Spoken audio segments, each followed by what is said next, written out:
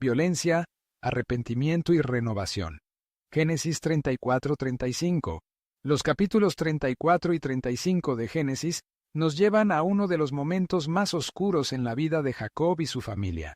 En medio del dolor, la violencia y la sed de venganza, Dios no se aparta de ellos, sino que los guía hacia la renovación y el arrepentimiento. Aunque las acciones humanas a menudo son impulsivas y destructivas, Dios no deja de intervenir para restaurar y cumplir su propósito. Estos capítulos nos enseñan que, incluso cuando la familia enfrenta las peores circunstancias, hay esperanza de redención y renovación en Dios. La historia comienza con un evento trágico.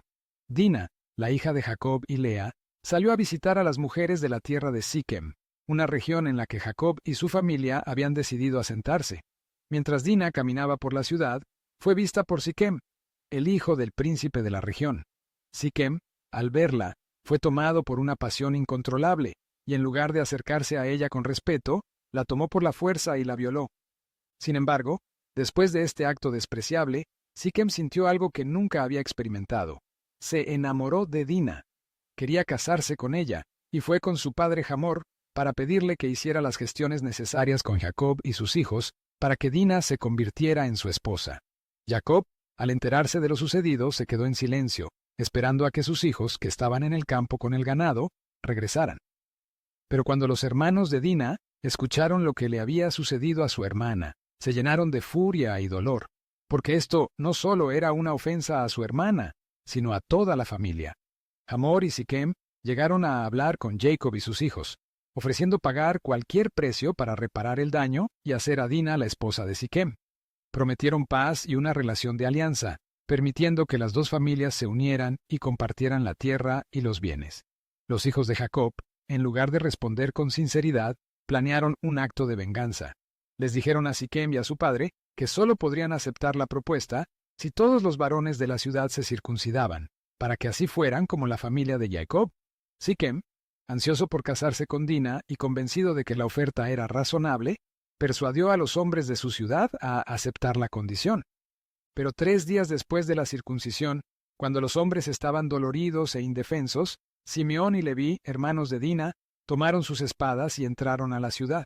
En un acto de ira y venganza, mataron a todos los hombres de la ciudad, incluidos Siquem y su padre Hamor, y luego tomaron a las mujeres y a los niños como prisioneros y saquearon la ciudad.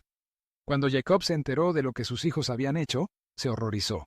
Les dijo: «Me habéis turbado, haciendo que apeste entre los moradores de esta tierra, entre el cananeo y el fereceo.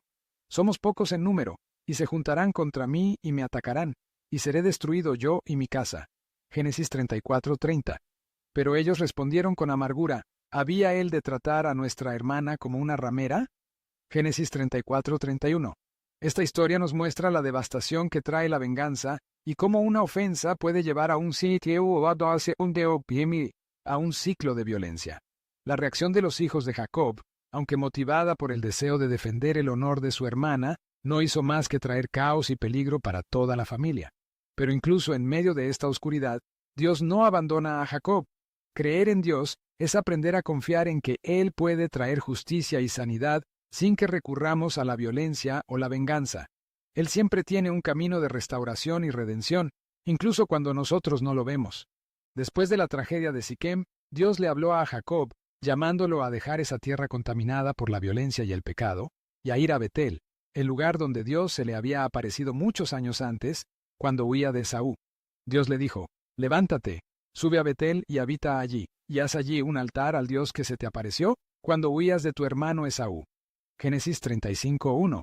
Jacob, sintiendo la urgencia de volver a Dios, reunió a su familia y a todos los que estaban con él y les dijo: «Quitad los dioses ajenos que hay entre vosotros, y purificaos, y mudad vuestros vestidos.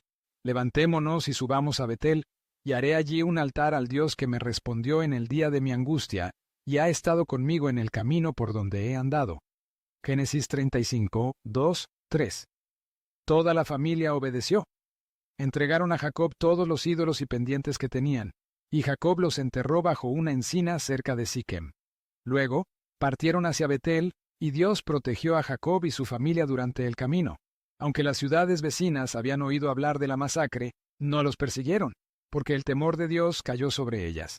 Cuando llegaron a Betel, Jacob construyó un altar y llamó el lugar El Betel, que significa Dios de Betel. Allí Dios se le apareció nuevamente y reafirmó su nombre. Tu nombre es Jacob. No se llamará más tu nombre Jacob, sino Israel será tu nombre. Génesis 35:10. Dios reiteró su promesa de darle la tierra y multiplicar su descendencia. Jacob, en respuesta, erigió una piedra conmemorativa y la ungió con aceite, renovando su compromiso de seguir a Dios. Este acto de purificación y renovación nos enseña que, incluso después de nuestros peores errores y pecados, Dios nos llama a regresar a Él y a consagrar nuestras vidas nuevamente. Jacob y su familia habían caído en la violencia y la idolatría, pero Dios los guió a un lugar de restauración y renovación. Creer en Dios es saber que, aunque hayamos fallado, Él siempre nos invita a volver a sus brazos, a purificar nuestras vidas y a caminar nuevamente en su propósito. Después de consagrarse en Betel, Jacob y su familia continuaron su viaje. En el camino, Raquel, la esposa amada de Jacob, entró en trabajo de parto con su segundo hijo. Pero el parto fue difícil, y Raquel, al dar a luz, comenzó a morir. En medio de su dolor, llamó a su hijo Benoni, que significa hijo de mi tristeza. Pero Jacob, queriendo que su nombre reflejara un futuro más esperanzador, lo llamó Benjamín, que significa hijo de mi mano derecha. Raquel murió y fue sepultada en el camino a Efrata, que es Belén. Jacob levantó una piedra sobre su sepultura, y esta fue una de las pérdidas más dolorosas de su vida. Más tarde, Jacob enfrentó otra pérdida, la muerte de su padre, Isaac. Jacob e Esaú, ahora reconciliados, se reunieron para enterrarlo en Hebrón, mostrando que la paz entre ellos era genuina y duradera. Estas pérdidas nos enseñan que la vida está llena de dolor, pero también de esperanza. A pesar de las tragedias, Dios estaba con Jacob, guiándolo a través de cada prueba. Creer en Dios es confiar en que, aunque pasemos por momentos de profundo dolor, Él está presente para consolarnos y llevarnos hacia un futuro de bendición y propósito. Génesis 34:35 nos muestra que, aunque el pecado y la violencia pueden devastar nuestras vidas, Dios nunca nos abandona. La historia de Jacob y su familia es una historia de dolor, venganza y caos, pero también de redención, purificación y renovación. Dios llama a Jacob a dejar atrás el pasado y a renovar su compromiso con él, mostrándonos que siempre hay un nuevo comienzo en Dios. Sin importar lo que hayamos hecho, creer en Dios es saber que Él es un Dios de segundas oportunidades, que nos invita a dejar atrás el pecado y la violencia y a consagrar nuestras vidas a Él nuevamente. Incluso en nuestras peores circunstancias, Él nos llama a un lugar de restauración y paz. Dios no abandona a sus hijos, incluso en sus peores momentos. Él siempre está obrando para redimirnos y llevarnos de regreso a su propósito.